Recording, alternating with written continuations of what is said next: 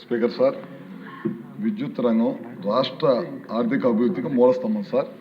దీనిని ముందే గుర్తించి దేశంలోనే విద్యుత్ సంస్కరణ నాంది పలికిన మన నాయకుడు చంద్రబాబు నాయుడు గారు అని చెప్పడంలో ఏమాత్రం కూడా సందేహం లేదు. అదేవిధంగా ఉమ్మడి ఆంధ్రప్రదేశ్లో 9 to 14లో అప్పటి కాంగ్రెస్ ప్రభుత్వం ఉన్నప్పుడు దాదాపు పవర్ కట్స్ విపరీతంగా ఉండేవి. రోజుకి 7 నుంచి 8 గంటలు పవర్ కట్స్ పోతూ ఉండేవి.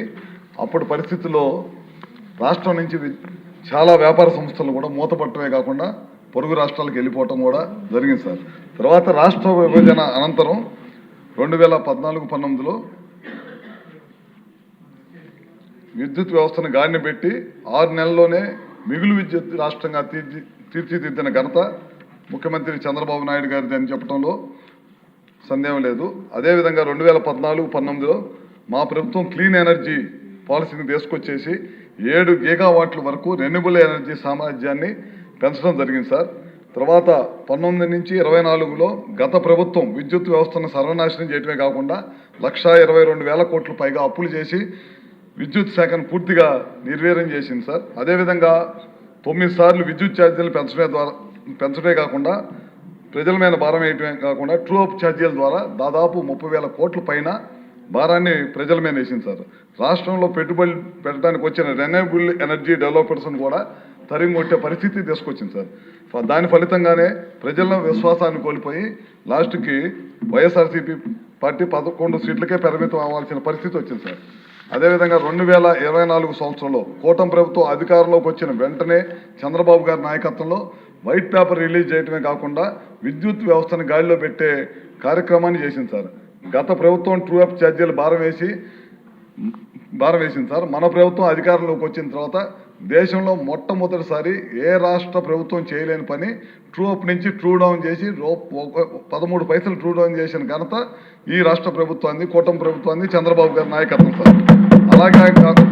అలాగే ఐస్ పాలసీ 2024 ఇంట్రడ్యూస్ చేసి 160 గీగావాట్ల సామర్థ్యాన్ని రెన్యూబుల్ ఎనర్జీ టార్గెట్ దిశగా ఈ ప్రభుత్వం పనిచేస్తుంది సార్.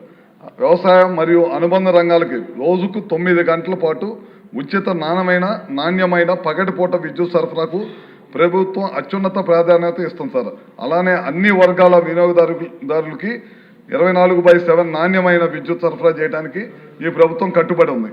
2026-27 ఆర్థిక సంవత్సరానికి గాను బడ్జెట్లో ఇంధన శాఖకు 13,942 కోట్ల 67 లక్షల సబ్సిడీని అధిక భాగం ఇందుట్లో సబ్సిడీని వినియోగించుకోబడుతుంది సార్. ఇందుట్లో అధిక భాగం ప్రజా సంక్షేమ సబ్సిడీలకే వినియోగిస్తున్నాం సార్. ఈ బడ్జెట్లో ముఖ్యమైన కార్యక్రమం ఆంధ్రప్రదేశ్ ఉచిత వ్యవసాయ పథకం సార్. దీని ద్వారా దాదాపు 22 లక్షల పైగా వ్యవసాయ వినియోగదారులకు ఉచిత విద్యుత్ అందిస్తున్నాం సార్. అట్లానే ఆక్వా రంగానికి ₹3.85 బదులు ₹1.5 రేటుతో విద్యుత్ సరఫరా చేస్తున్నాం సార్. ₹2.35 డిఫరెన్స్ అమౌంట్ని డిస్కమ్లకి ఈ ప్రభుత్వం చెల్లిస్తాం సార్. ఈ పథకం ద్వారా దాదాపు 890 కోట్ల రూపాయలు కేటాయించబడింది. అదేవిధంగా రాష్ట్రంలో 20 లక్షలకు పైగా SC/ST గృహాలకు నెలకి 200 యూనిట్ల వరకు ఉచితంగా విద్యుత్ అందిస్తూ ఉన్నాం సార్. అదేవిధంగా చేనేత కార్మికులకు, దోబిఘాట్లకు, బార్బర్ షాప్స్కి, గోల్డ్ కవరింగ్ యూనిట్స్లకు ఫ్రీ సబ్సిడీ విద్యుత్ అందిస్తున్నాం సార్. రేపు 1/4/2026 నుంచి హ్యాండ్లూమ్స్కి 200 యూనిట్లు, పవర్ లూమ్స్కి 500 యూనిట్లు ఉచితంగా అందించే నిర్ణయం ఈ ప్రభుత్వం తీసుకుంది సార్. విద్యుత్ ఉత్పత్తి విషయంలో కూడా రాష్ట్రం ముందంజలో ఉంది సార్. ప్రస్తుతం రాష్ట్ర ఇన్స్టాల్డ్ కెపాసిటీ 21,452 మెగావాట్లు. అందులో 37% రెన్యూబుల్ ఎనర్జీ నుంచి వస్తుంది. 2025-26లో హైయెస్ట్ డిమాండ్ 13,117 మెగావాట్లుగా నమోదైంది. ఒక్కరోజు హైయెస్ట్ కన్జంప్షన్ 262.06 మిలియన్ యూనిట్స్గా నమోదు కావటం రాష్ట్ర అభివృద్ధికి నిదర్శనం సార్. ఏపీ జెన్కో సంస్థ 3/1/26 నాడు 6,009 మెగావాట్ల రికార్డు ఉత్పత్తిని సాధించింది సార్. గత సంవత్సరం కంటే 519 మిలియన్ యూనిట్లు అధికంగా ఉత్పత్తి చేసింది. జల విద్యుత్ ఉత్పత్తి లక్ష్యానికి 153% సాధించడం గర్వకారణం.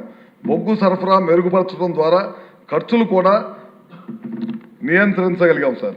2,000 మెగావాట్ పర్ అవర్ సామర్థ్యంతో బ్యాటరీ ఎనర్జీ స్టోరేజ్ సిస్టమ్ ప్రాజెక్టును అనుమతించడం జరిగింది సార్. దేశంలోనే అతి తక్కువ టారిఫ్తో ఇది అమలవుతుంది సార్.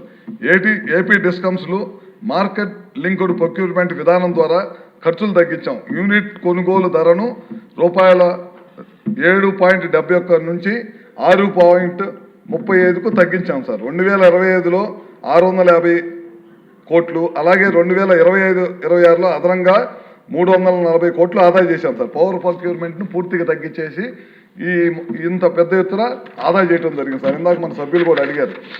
కూటమి ప్రభుత్వం అధికారంలోకి వచ్చిన తర్వాత సిస్టమ్స్ను ఇంప్రూవ్మెంట్ చేయటం వలన ఇంట్రెస్ట్ రేట్లు 11% నుంచి 8.9%కు తీసుకొచ్చాం సార్. పిఎం సూర్య గారు 3 కిలోవాట్లకి 78,000 సబ్సిడీ ఇస్తున్నాం.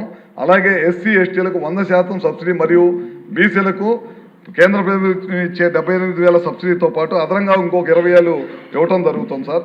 అదే విధంగా పిఎం కుసుమ్ ద్వారా రైతులకు డే టైం పవర్ ఇవ్వటం జరుగుతుంది.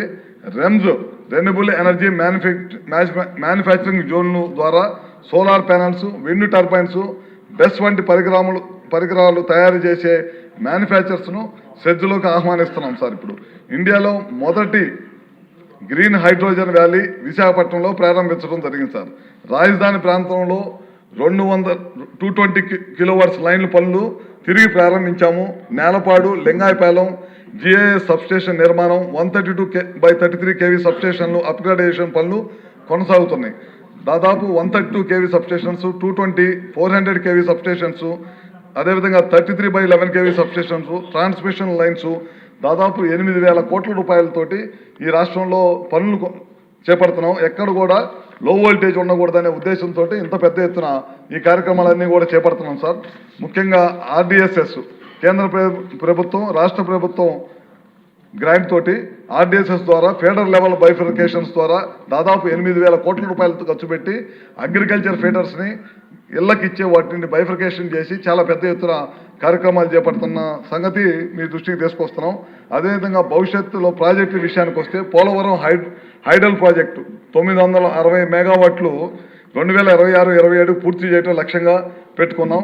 లోయర్ సీలేరు అడిషనల్ యూనిట్స్ 230 మెగావాట్లు, అప్పర్ సీలేరు పంపుడు ప్రాజెక్టు 1,300 మెగావాట్లు, యాగంటి, రాజుపాలెం తదితర ప్రాంతాల్లో 6,020 మెగావాట్ల పంపుడు స్టోరేజ్ ప్రాజెక్టులను అమలు చేయబోతున్నాం.